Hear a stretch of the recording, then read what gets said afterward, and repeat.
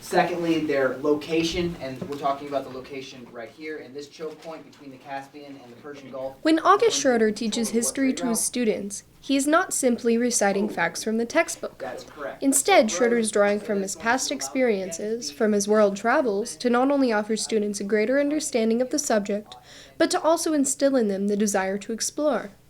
Early on, Schroeder's grandmother encouraged him to travel.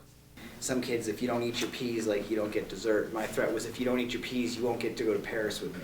But I think that really encouraged my desire to see the world. By the time he was a teenager, Schroeder had lived in more places than most do in their entire lives. I went to boarding school in Arizona, I went to boarding school in Montana, and then I went to Samoa. Schroeder appreciates the insight that living in Samoa granted him. It's interesting living in a tribal society, and it makes you appreciate the civil liberties and rights that you get in industrialized society. I appreciated everything a lot more, and life really never got difficult again. As he got older, many of Schroeder's travels became fueled by his athleticism. So in the last 5 years, I've been to South Africa, Greece, Thailand, all for climbing. Schroeder's parents owned the sports store Taos Mountain Outfitters. Having lots of equipment at his disposal allowed him to try out many different sports as a kid, including rock climbing. I was involved in every sport you could possibly imagine.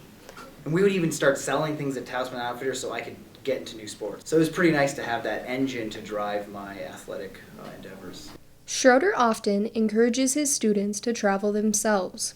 It would be really good for everyone to travel. Their understanding of the world would increase. And you can't explain that to someone who's not traveled. You can only get so much from a book. Schroeder believes that his travels have helped him to better teach his students. He gives poverty as an example. Having actually seen, for example, poverty in Kathmandu, I understand poverty in a different level than Americans understand poverty, which definitely broadens my perspective and allows me to really think about the world in a more complex and complete way, not just from this one little perspective.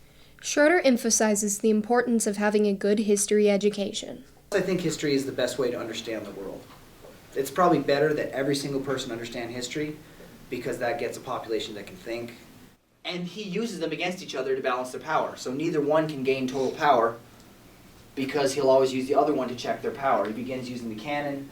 And here's the real difference between the two. He actually starts to create political alliances with European nations, and he asked for Jesuits, and he asked for different Europeans to come to his court, and they serve in top political positions.